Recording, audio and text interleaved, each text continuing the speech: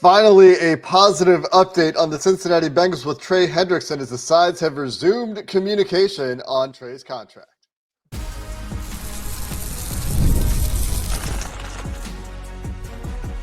You are Locked On Bengals, your daily Cincinnati Bengals podcast. Part of the Locked On Podcast Network, your team every day. What up, Bengals fans, and welcome to another episode of the Locked On Bengals podcast, part of the Locked On Podcast Network, your team every day. I'm Jake Liscow. He's James Rapien, and we've been covering the Cincinnati Bengals here on Locked On Bengals since 2016, providing you with the daily information, analysis, and news you need about your Cincinnati Bengals. So if you're looking for a daily stop to get all of the latest, you're in the right place. You can hit that subscribe button on YouTube or anywhere you get your podcast to make sure you don't miss an episode and join the many everydayers out there. We appreciate all of you very much who already have those great listening habits, and make sure you don't miss an episode of Locked On Bengals. Shout out to everyone who makes us their first listen as well. Today, James, we dive into the latest on Trey Hendrickson as there is finally a positive update to talk about. And then we've been trying to get to this topic for about a week now. We're going to discuss Zac Taylor's new training camp schedule, the tweaks there around, and a little bit of preseason talk potentially sneaking into this one as well. But let's start with the report from Ben Baby and Jeremy Fowler over at ESPN that contains reason to actually be optimistic that something might get done here soon with Trey Hendrickson. Giving Ben credit, huh? I'll let him know. No, I ain't just messing. Ben, I love you. All right. So yeah, Jeremy Fowler reporting. Notice I didn't include Ben. Again, pulling his chain. The two sides have resumed communication on his contract and future with the team. And that was the line of, what was it, Sunday? It was Sunday. By the way, shout out to everyone that wished me a happy Father's Day on our Locked On Bengals Insiders Club. Shout out to all the fathers out there that hopefully had a happy Father's Day, including Trey Hendrickson, because I'm sure his Father's Day was a bit better with this news coming out. Maybe talks had started sooner. It seemed inevitable that at some point that the sides would come together and at least have a conversation. But I don't know how far this has gone past that. I don't know how intense this is. It could be so intense that something gets done this week. It wouldn't shock me if that happened. But would it shock me if this went into training camp still? No. Nothing really outside of trading Trey Hendrickson would shock me here. I expect him to be in a Bengals uniform. I just don't know when he's going to be happy and smiling in said uniform. Hopefully it's sooner rather than later. I think that's where everybody in Cincinnati or Bengals fans are certainly feeling. I think that's how we feel from a football standpoint in putting their best team on the field. You got to have Trey. So hopefully something gets done soon. And this is just the start of a contract extension for the all-pro pass rusher. At some point, you're right. This needed to happen. They needed to start talking about the contract again. But as we've been saying, at least in recent times here on this podcast, and as long as we've understood the reality of Trey's situation, he's under contract for this year. And that being his reality, his leverage is extremely limited. He's exercised it to the nth degree. He's done as much as he can in terms of talking to the media, showing up for that voluntary practice a couple of weeks ago and meeting with Cincinnati media, talking to Pat McAfee a couple of times, and Joe Burrow's media campaign before the Super Bowl and throughout the offseason. They, I think, have pulled every lever available to them to make this as big of a deal for Bengals fans, for the national media that's looking for something to talk about, to the point where there's more conversation about Trey Hendrickson than there is about Micah Parsons and TJ Watt, although those stories are picking up steam as the summer goes on as well. The downside to that approach is Trey Hendrickson also just was subjected to fines for training camp or for mini camp, mandatory mini camp. And that was something that he took umbrage to when he was notified that there would be fines on the supposition that means that they wouldn't have a long-term deal done by the time minicamp arrived, and they didn't. And the ideal thing here is, well, we've ramped up as much as we can from Trey Hendrickson's side. From the Bengals side, it's obviously ideal to have Trey Hendrickson and Shamar Stewart, but Trey Hendrickson back for training camp and there for the beginning of training camp. And we've talked about this. It's more important for Shamar Stewart. Go look at our most recent episode for all of our thoughts on the Shamar Stewart situation and what's going on there. Most recent 2 episodes. I feel like we've talked about that a ton in the last week. But I think it's 2 out of 3. I think it's 2 out of our last 3. and before that, it was Trey Hendrickson stealing shows that we weren't planning to dedicate to Trey Hendrickson as a topic. But at least today it's good news. But the ideal here is that the beginning of communication now and the resumption of communication now during this break between mini camp and training camp is with the express goal of actually getting it done by the time training camp starts and avoiding that distraction that Joe Burrow acknowledged was a distraction going into the beginning of training camp. Yeah, it's going to be such a huge distraction. Let's combine them together. Can you imagine if neither guy signed and Shamar's just standing there and Trey Hendrickson doesn't show up? And I don't think he will. I think that mini camp, the reason why he was like, fine, I'll be fine with fines, is he's going to go that route. I don't think this is going to be the Jamar Chase thing where Trey's just kind of standing out there waiting on a deal. This doesn't feel as nice, at least as of right now. Maybe this communication helps it. I just, now's the time. Like, I get it. You want to play hardball, negotiate, and all of those things. And I do think that that's part of it. And that's fine. I really don't care that he's not signed to this point. I would have liked the communication to be better, but I actually don't. It's not a huge deal. It's not like he's, it's a tragedy that Trey Hendrickson hasn't signed an extension yet. And at the same time, from a Super Bowl standpoint, from a fast start standpoint, Trey Hendrickson not being on the field after a full training camp because of a contract situation when the Bengals play the Browns, that would feel pretty tragic. And that would feel like a failure from a football standpoint. And I just don't want to get to that point. And so when I saw this, I'm like, okay, good. This is the first step. Hopefully there's more steps. And whether it's before July 4th, after July 4th, when everyone's rolling in, I want to ask Mike Brown during Mock Turtle Soup Day, during Media Day, about a Trey Hendrickson extension that's already done. I want to hear from Trey before training camp. And so hopefully that happens. Hopefully we're talking about a signed deal on the dotted line. And what do you think, real quick, I'm putting you on the spot here. What do you think gets it done? Like, what do you think numbers wise would get it done and get Trey to agree? Is it 1 year extension, 2 year extension? I don't think they offer a 3. I know I would probably rule that out at this point, even though that's probably what he wants. Yeah, I don't think 1 year gets it done. So maybe 2 years is the common ground. Maybe upfront money helps. Maybe some guarantees help. Maybe they try to deal with this default of avoiding of future guarantees with Trey as a trade-off for increased guarantees, and they set that precedent for Shamar Stewart.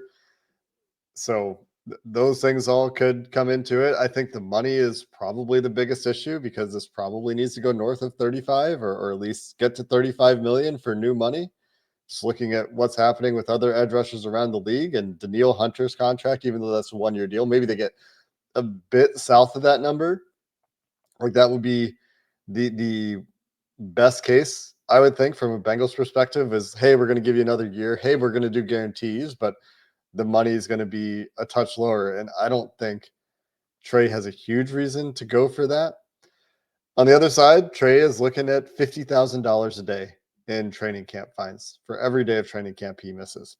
That can add up. And those are mandatory fines. And typically when players are fined for missing training camp, the team will work out some way to excuse those fines in the subsequent extension that is reached. You've seen that time and time again around the league. So that's an incentive for the sides to work together and say, hey, if we get this done, we'll find a way to get those fines paid back to you. But those fines are lingering and are mandatory, not something that the team has a choice about, at least to initially levy those fines for training camp. Yeah, I think 2 years, give him a fat payday this year, get that money up to close to 30 million, maybe 28 million this year, and then 30 plus million, maybe 32 million or so. I get there, Bengals. Get it done. Hopefully they get it done. Speaking of done, afternoon practices in the sun. Well, Jake was done with those, and so is Zac Taylor. We'll discuss that coming up next. Ever check your bank account and wonder, where did all my money go? Maybe it's because you paid Trey Hendrickson. Maybe that's what the Bengals are worried about. In all seriousness, between dining out, online shopping, and entertainment, it's easy to lose track. And that's where Monarch Money comes in. It's your personal CFO, giving you full visibility and control over your finances.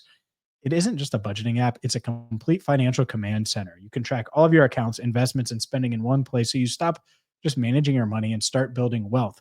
Whether you're married or not, whether you are hoping to make a big purchase or not in the near future, Monarch Money is going to make everything super easy. When you start using Monarch Money, you're going to realize just how much you're spending on, say, something that you don't think about, like food delivery.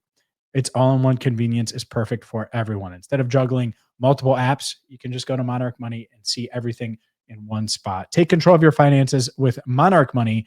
By using code LOCKEDONNFL at monarchmoney.com, you'll get 50% off your first year. That's monarchmoney.com, code LOCKEDONNFL for half off your first year. I'm surprised we are shifting our topics already, James, and we're not talking about Trey Hendrickson for a little bit more time. I do actually want to go back to one point you made. We can talk about Trey more. You said, and you were just throwing numbers out, but get to 28 this year. Yep. And what was it, 32? I'll give you the numbers. I should have just teased this. I would offer him a 2-year, $76 million extension. That gets him to 28 this year, 32 in 2026, and 32 in 2027. And I think he would take it with a significant signing bonus up front. There you go. So the per year total was what? You said 72? A $76 million extension. 76. And that's on top of the 16? Yeah, so it would be 28 this year and then 32 on average in 26 and 27. Doing math, which is never, because if I'm the Bengals, I would say, no, go ahead. The logic is simple because people are going to say, oh, well, that's not enough. And what I would say is, that's fine. You're not a free agent. The market may be set. Well, you're not on the market. And we want to help you out here, Trey. And the market shifted. But you're gonna have to help us out some too. And so I think you can find common ground there where you give him enough upfront money to get that deal done. I think it might take a little bit more than that. We'll see. What's he going to do? Complain about that? None of the other guys that got their additional money this year were on the market either. And neither's Micah Parsons and neither's TJ Watt. And so you got a bunch of guys who weren't on the market that got the money. Trey's also not on the market. And you'd be asking him then to take like $3 million less for new money per year than Crosby and Hunter. And significantly Hunter got a 1 year. Hunter got a 1 year. Yeah. Maybe we'll give you 2, you know? Well, and that's where I came to, like, maybe you can get like 34 and a half. and that's different from 32 I would be stunned if the Bengals get him to 34. Stunned. Maybe I'm wrong, but I wonder if that would be enough then for this to just get resolved or for it to just keep dragging out. Because are you in? So you're in at three for 76, let's say, on top of the 16 he's making this year. So it's basically 3 for 92. 92. You'd be in on that. That's a relative bargain compared to the top end of the edge rusher market that is only going to be a larger average after Micah Parsons and TJ Watt get their deals done. And what's crazy is that would have been resetting a few months ago. And behind Nick Bosa, but yeah. You like it would have completely revamped things. And then all these deals get done. And it's like, and I think that's where it's lost a little bit. And so I don't know, maybe the Bengals and Trey's agent should just call me and we'll work it out. It'll be, I think I've made this reference before, but the beginning of Wedding Crashers, I can be Owen Wilson and make sure we get a deal done. Yeah. I think I'd be good at that. Or you think everyone would hate me? I think everyone would I think hate me. pretty likely the latter. Yeah. Uh, we'll see how that shakes out. I do think it could take more than that, unless there are significant guarantees involved. All those other guys we talked about have significant guarantees involved as well.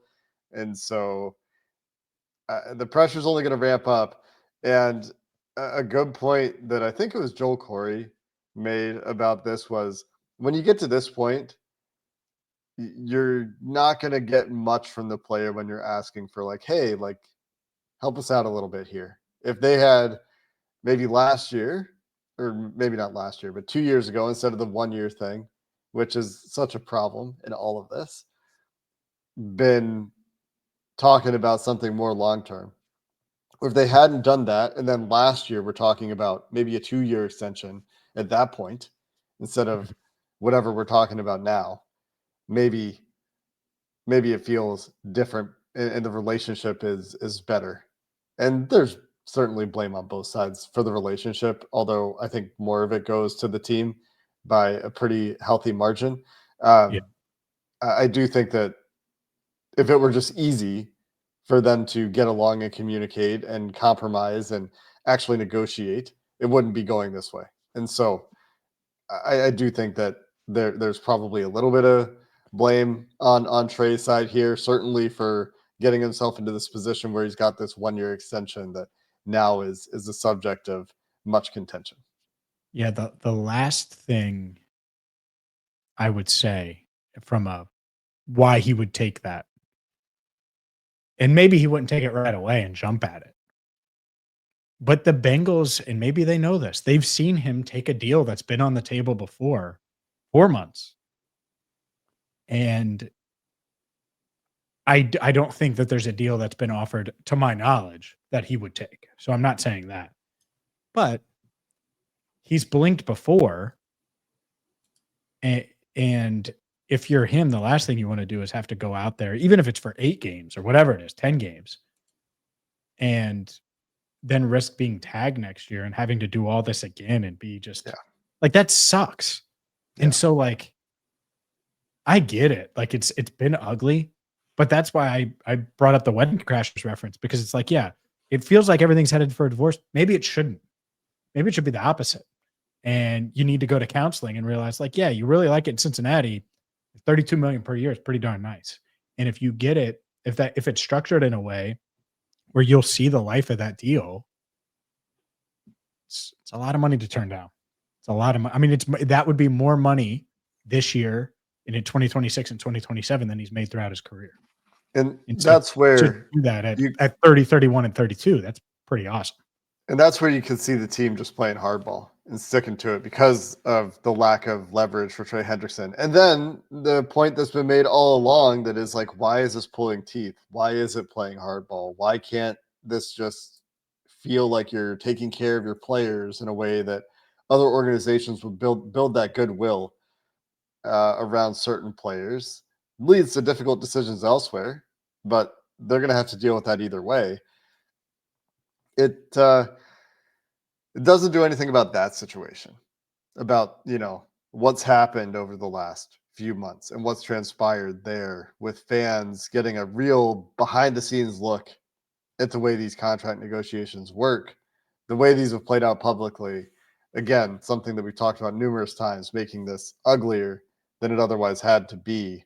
But again, it's the same question, right? Like, the criticism of the front office is still there, which is like, why did it have to go this way?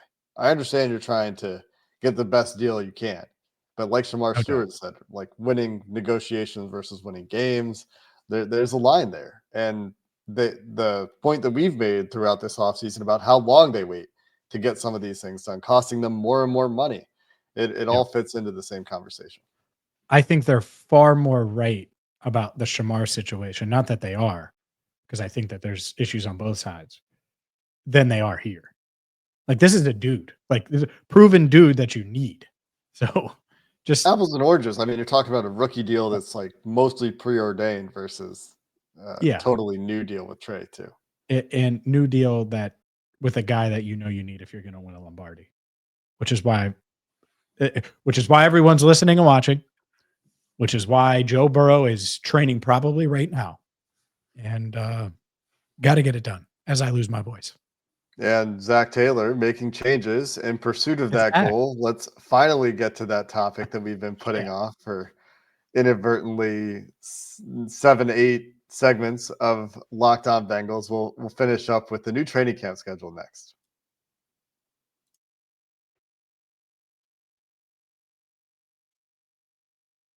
Training camp is right around the corner, Jake, and I mentioned it earlier.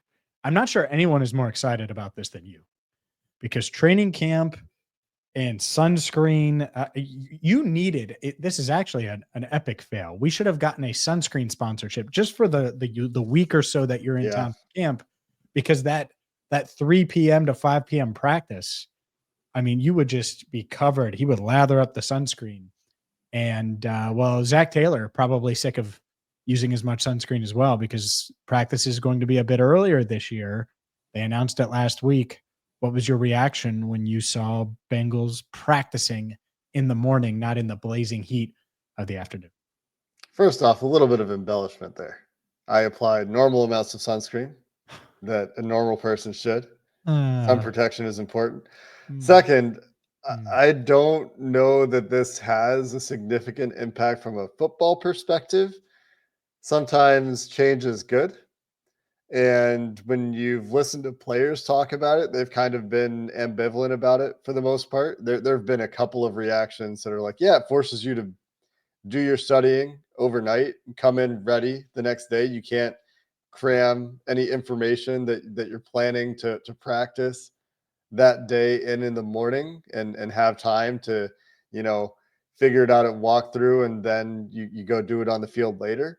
I thought that was interesting. It might create better work habits for some guys that needed to do that work outside of the stadium, show up ready to go, be ready for that practice, and then the walkthrough and the meetings come afterward. You can get corrections in after the practice. Going to be interested to see how it works out, to hear what the players think about it after they've gone through it for a little bit. But really, you're just changing the order of doing the same stuff.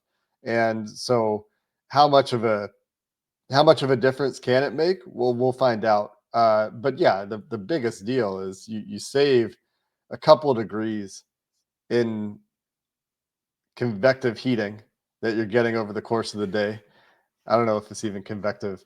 I assume it is in Cincinnati in those summers that are pretty gross in the afternoon. And there are days where I really wondered how they were getting through those practices in that weather. And so I do think there's an advantage to practicing when it's not disgusting outside from a, water weight, hydration, strain on the human body for thermoregulation perspective. But I don't know that it's tremendous. What were your thoughts?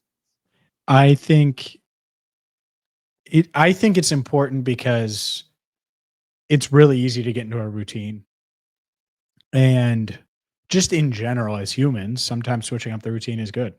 And I think that alone, getting the veterans on a different page. Joe Burrow is going to have to be up and at it. Not that he's not, but I don't think you would consider him a morning person. So now he's going to have to tweak that some. And by the way, he mentioned that and thinks it's going to help. I think it's going to. A lot of teams in the league do it this way. And any little thing that can help the Bengals, they need to do it. It's not just the big contracts and all those things. Like all these little things, maybe they add up to one play that matters week one that gets them over the hump so they're 1-0. Maybe. But I think when you've failed, and that's what they've done, is they've failed in September for so long. Switching it up, even though I deep down don't think training camp is the root cause of their issues. I really don't. But switching it up can't hurt. And so that's it. I don't have a huge reaction. I like it from a not heat of the day. I think it's better to start. I like starting early. Everything I like, my best days personally are when I start really, really early and I'm going, and by 6, 7, 8 at night, I'm wrapping up, winding down. Doesn't mean I won't stay up late, but like to be winding down at that time. And that's what they can do, is hit a walkthrough and then go home. And instead of coming in and kind of going through the motions and hitting the walkthrough, then it's kind of the opposite. So I think it'll be good. Will it matter? Will it pay off? And is it going to hurt or help the bottom line from a win-loss standpoint? I don't know. Oh, that's it. I thought you had another sentence. The other bit of this is that the preseason schedule for this year, as the Bengals plan to play starters in the preseason, honestly, isn't terribly conducive to playing starters in at least one of the games. So we have very briefly touched on this in the past, but the preseason schedule this year involves a game on August 7th in Philadelphia, and then what is that? Like 10 days off, a Thursday night into a Monday night at Washington on the 18th. So yeah, 11 days later. It's August 7th, August 18th. And then they have 4 days between game 2 and game 3. They finally play their lone home preseason game 5 days later on Saturday, Monday to Saturday. So if the Bengals are planning to play their starters, and say they wanted to get their starters a little bit of work at home to go through that game day routine at home in week 3, they'd be asking them to do that on a very short week, like a Thursday night football style week in the preseason, which seems avoidable. It's a word that comes to mind, like unnecessary. What do you think, James? Do you think we see the starters? I guess the question is ultimately, how do you think we see the starters playing in this preseason? Yeah, I think probably just the first 2 games. Initially I thought 3, but you're right. It's just such a quick flip. And do you need all 3? Now maybe you just go through a full game routine, but the short week thing, it's like, you're going on the road anyway. I would do 2 games, but I would still make the argument that I'm not sure I would do any. And I know I'm in the far minority now. I get it, including with the players. Mm-hmm. But I just, that's how I lean. So I'm very Sean McVay when it comes to preseason, not Bill Belichick. But I again understand it. And I think playing in all 3 games as of today is still tentatively on the table for the starters. But I just don't know why. Get them good work in the first 2 games. And play them a whole half if you want to in both games, if that's it. But I wouldn't play them in the 3rd preseason game. I think I would go, if they wanted to go heavy, like heavy preseason playing time for these guys, I think I would be targeting like a quarter, a half, and then a warm up. Maybe you don't even tell them until, right before the game, hey, we're not actually going to play you guys here in week 3. Interesting. And maybe that doesn't fly. Maybe you need better communication than that in the NFL. But that's the kind of idea. Like, get them through the game day routine as if they're going to play. Have them in that mentality. But soft tissue injuries at this time of year, man, on a short week in the preseason, I'm not trying to risk that with the history of some of the soft tissue injuries on this team. I'm not trying to risk any hamstrings or quads or oblique strains or whatever you might deal with in a short week in late August. I'm just, there's certain risk that feels necessary here if they want to change the approach and play guys in preseason and build that timing a little bit and build those reps in the preseason, as Joe Burrow's talked about and as other guys on this team have talked about. But that short week at the end really stands out as something that is just like a very avoidable risk and very limited upside to me for that last game in particular. Yeah, I agree. I mean, would you skip preseason game 2 and then just go to 3 with the starters? Maybe that's an idea. Maybe you get the starters out of there really quickly. Maybe you're going a quarter drive and then a half, but then like You also have extra recovery time. If you have a minor injury earlier in the preseason, you need a couple of weeks to get ready for regular season. You lose that extra week if it happens in the final preseason game. There's a reason historically that teams haven't played their starters in the final preseason game across the league. Yeah. And I would be fine with that. Like I said, I always lean the other way, but I would be surprised if you did a quarters for number of quarters for the starters. I think you'd set the over under at least 3.5. Hmm. And I just think we're going to see a lot of them. And so Jake would take the under.